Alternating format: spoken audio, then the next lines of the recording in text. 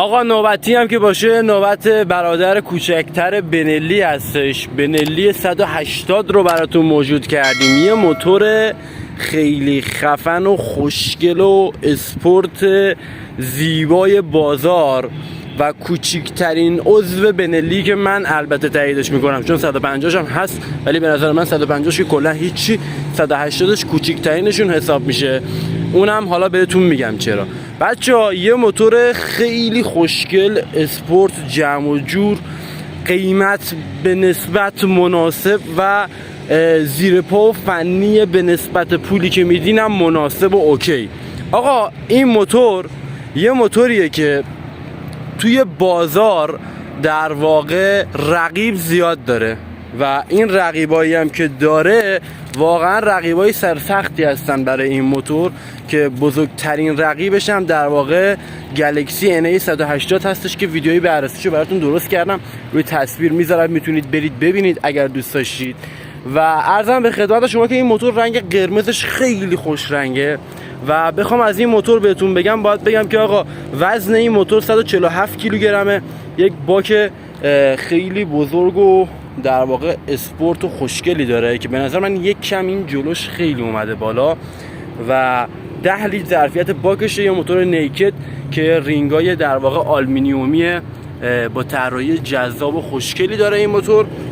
و تعلیق جلوی این موتور دوستان باید خدمتتون عرض بکنم هیدرولیکی روغنی هستش و تعلیق عقب هم یک تکمک روغنی داره که اگه از این عقب بهتون نشونش بدم میبینید. بله خب اینم از این.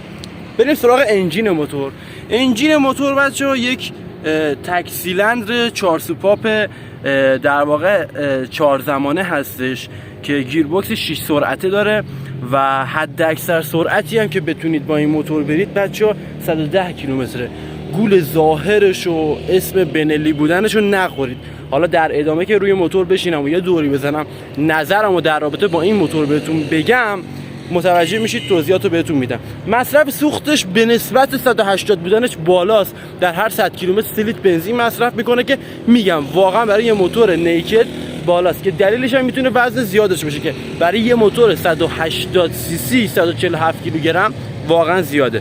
و در واقع باید بهتون بگم یکی از مزیت‌های این موتور شاسی سبک این موتور هستش که واقعا شاسی سبکی داره این موتور. و عرضم به خدمت شما که آقا تا یادم نرفته اینم بهتون بگم یک رادیات آب خنک هم داره که این موتور رو بتونه خنک بکنه که عملکردش واقعا خوبه و از هیچی بهتره، ولی خیلی هم تعریفی نیست ولی از هیچی هم بهتره. حداقل اینو گذاشتن حتی شده به ظاهرش ولی اوکیه و موتور رو تا حدی خنک میکنه. قدرت این موتورم حالا در ادامه بهتون میگم که 18 اسب بخوره، گفتم که قدرتش هم آقا 18 اسب بخوره و توسط شرکت نیکران موتور پاسارگاد در واقع محصولات بنلی توی بازار عرضه میشن.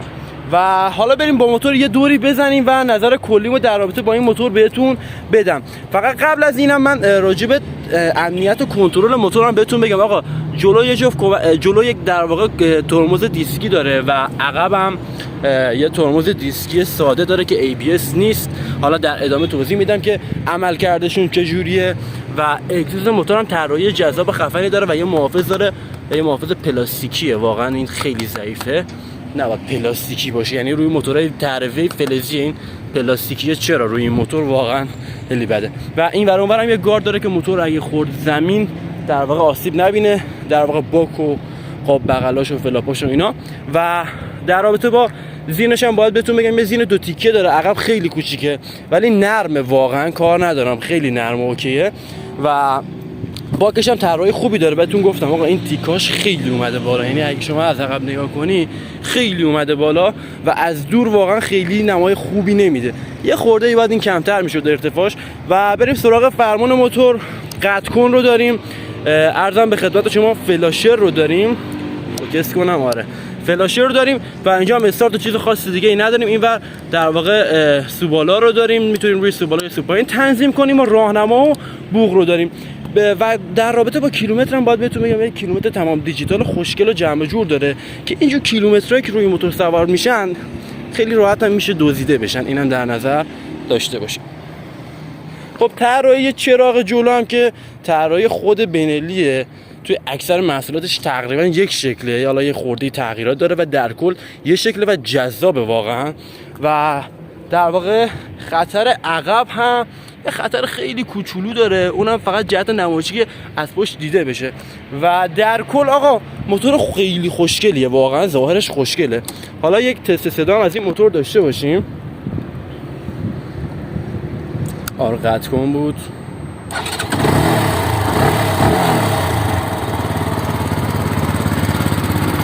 آقا موتور خیلی نوعه ها، مدل 1400 هستش، مدارکش تکمیل هستش. دوستانی که خواستن این موتور رو از ما تهیه بکنن توی کامنت ها پیام بذارن، هماهنگیشو انجام میدیم.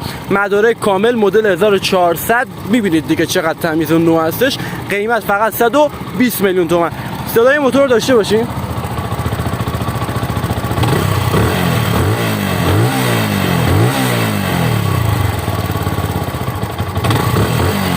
خب آقا بریم یه دوری با این موتور خفن و جذاب بزنیم و نظر کلیمو در رابطه با این موتور بهتون بدم و جمع‌بندی کنیم ببینیم موتور چجوری ارزش خرید داره یا نه.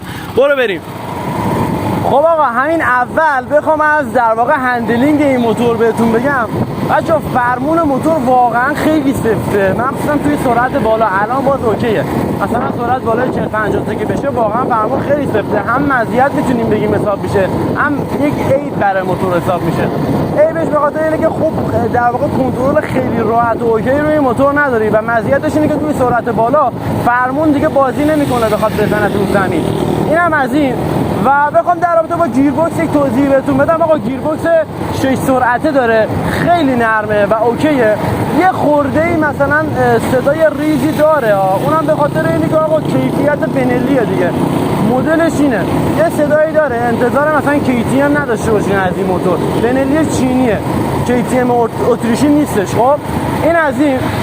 و در رابطه با ظاهر این موتور هم باید بهتون بگم آقا، ظاهر این موتور خیلی خیلی خیلی جذابتر از رقیب سرسخت این موتور که گلکسی NA180 هست بیشتره، یعنی جذابیت بیشتری داره و زیباتر هستش.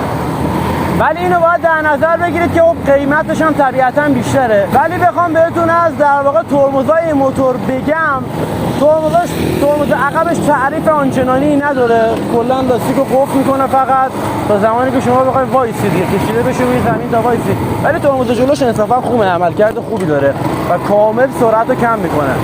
و عرضم به خدمت شما که اینم صدای بوقشه، یه بوق تقریبا شبیه بوق هونداست، بوق عجیب غریب و خیلی خاصی روش گذاشته نشده با این قیمت و این جذابیت ظاهری که داره.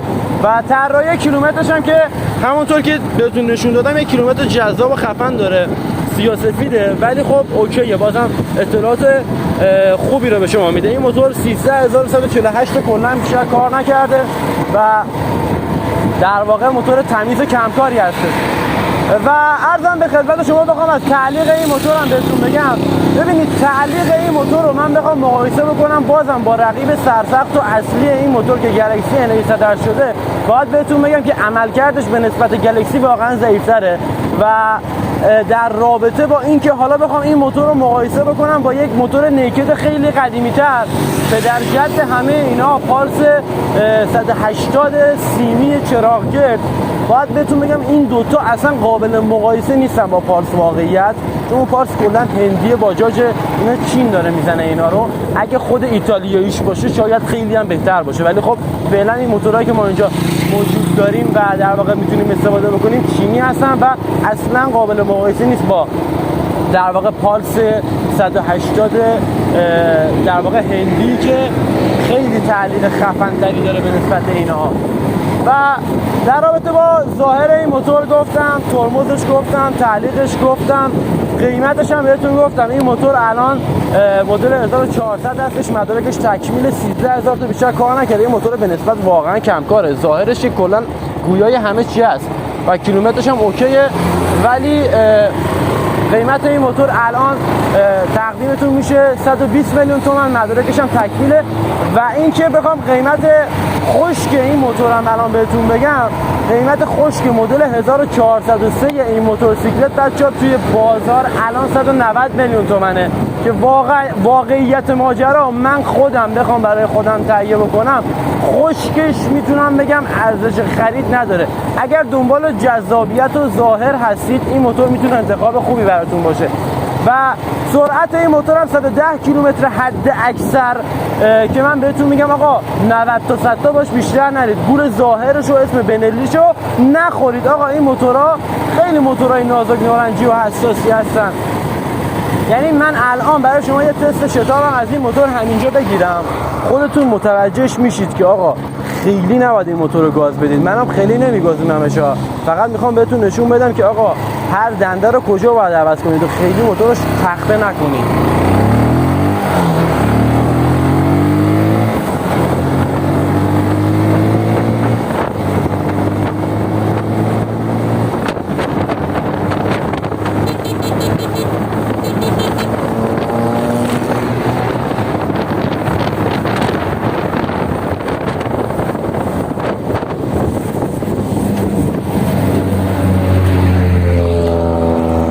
دیدین چند تا رفت؟ من حقیقت 8 کیلومتر دقت نکردم ولی فکر می‌کنم 80 90 تا رو رفتیم و تو دنده 6 دیگه سرعت رو کم کردم چون واقعا باید میرفتیم سر 4 رو دیگه نمیشد بگازونم موتور رو، ولی همون حد اکثر 110 تا رو میره، شاید 120 تا هم بره، شاید 130 تا هم بره، ولی اون موتور میترکیده که این انجین برای سرعت 80 90 تا طراحی شده. اینه که میگن حد اکثر سرعت رو میاد یک شرکتی اعلام میکنه میگه آقا این عدده، مثلا عدد n 100 تا 200 تا هر عددی که حالا هست کار ندارم، اونو باید تا همون حد اکثرش بری و الا که در اصل باید کمتر هم بری 20 تا. خب اینم در نظر داشته باشید. ولی این که بخوام بهتون بگم آقا خشک این موتور ارزش خرید داره یا نه، حقیقت با این قیمتایی که الان وجود داره باید بگم نه. اگر یه کار کردهشو بخرید مثل این واقعا شکاره. یه موتور کمکار و نو، انگار شما اصلا داری موتور صفر سوار میشید و کلی در واقع تو سر قیمتش خورده و افت قیمتش رو داشته و ضررش رو داده. دیگه نیاز نیست ضررش رو شما بدی، ضررش رو داده، شما بیا بخر سوارش رو عشق حالتو بکن.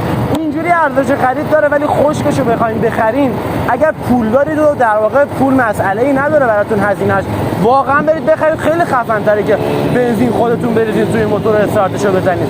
ولی اگر دنبال شکار میگردید و دنبال اینی که ارزش خرید داشته باشه، حتما یه موتور کارکرده در حد آکی بخرید مثل این موتور که ارزش خرید براتون داشته باشه و افت قیمت و ضررش رو داده باشه. و آقا در رابطه با همه چیه این موتور صحبت کردم، شتاب این موتور، ظاهر این موتور و تعلیق و ترمز و همه چیز صحبت کردم، قیمتش هم بهتون گفتم.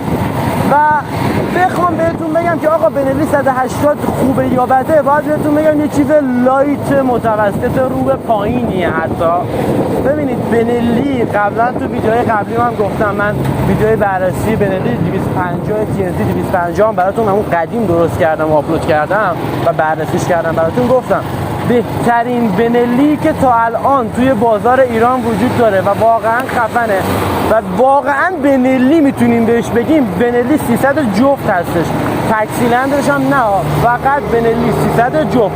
اون موتور واقعا خفنه، واقعا بنلیه، اینجوری بهتون میگم. ولی اینها واقعا جذابیت خیلی بیشتری دارن ها، ولی علاوه فنی و زیر پا و در واقع انجینشون واقعا عملکرد ضعیفی دارن و خیلی تعریفی نیستن. و این موتور هم امروز فقط به خاطر این موجود کردیم و گفتم بررسیشو براتون انجام بدم، چون خیلی طرفدار داره واقعیت ماجرا و طرفداراش هم فقط به خاطر ظاهر جذابی که داره. و گفتم اینم بررسی هم داشته باشیم که باز نگید آقا بررسی نکرد، ما هرشو میگیم تو بررسی نمی‌کنی. اینم از این. آقا امیدوارم که از این ویدیو خوشتون اومده باشه و به درتون خورده باشه که میخوره قطعا. همین الان یه کامنت پر انرژی برام بذار، دکمه لایک رو بزن، سابسکرایب هم بزن، دکمه زنگوله هم بزن تا از ویدیوهای جدید من با خبر بشید. تا یه ویدیوی دیگه، خدا نگهدار.